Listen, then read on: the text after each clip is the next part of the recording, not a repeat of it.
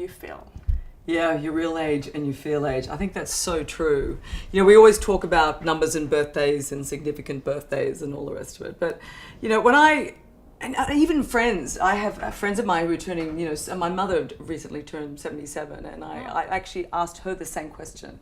And she was saying, well, I sort of feel, you know, I'm still that kid from years ago, you know, and for me, I don't know, I sort of feel like I'm my age. I sort of feel like I'm in my 30s, I suppose. I have as much energy as I did then.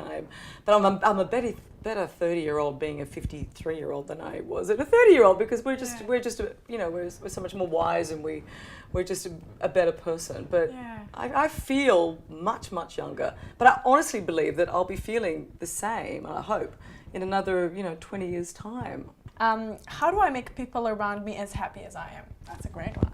Well, that's interesting. Well, I think happiness is contagious.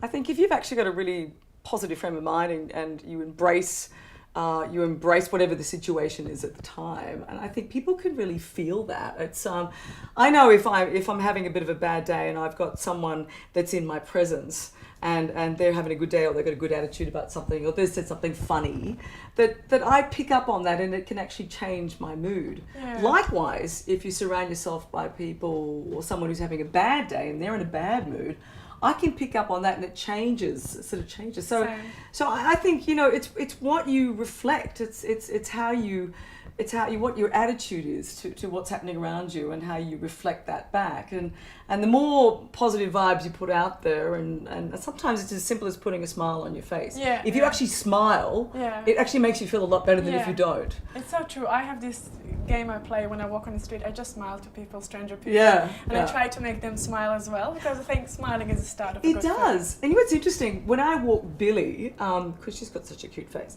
so I walk here and I watch people walking towards me, and I can see they'll look at her and they will smile. Aww. And then they'll look up at me and I'll smile and say hello. And they're just that little simple thing, that one moment. And it's just a really beautiful moment where it's just, to me, that's happiness, that little happy space that you can be. And it takes like a dog or just a beautiful friend just to give you a smile or say something, and you can pick up on that. So it's very much reflected. We hand that on, and it's important to do that. Yeah, it's so true. Yeah, smile, so basically, smile. If you got a problem, build a bridge, get over it, and just.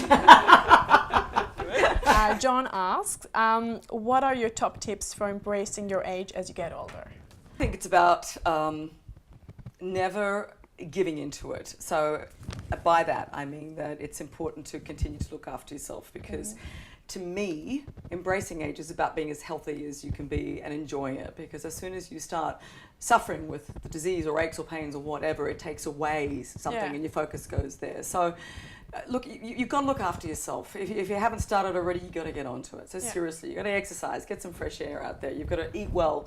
But the part of balance is going out with friends and not eating well, and having those days that are fun and doing all of that. But you've got to really be very conscientious and disciplined about what's important to you.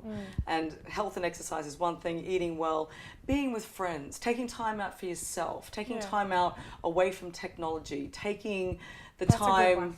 Yeah.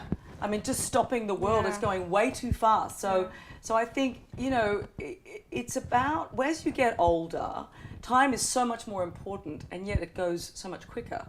So it's about creating boundaries around the things that are really important to you. If you want to spend more time with your children or your grandchildren, if you really want to get away and just, you know, let everyone look after themselves for a while and take time to yourself, do that.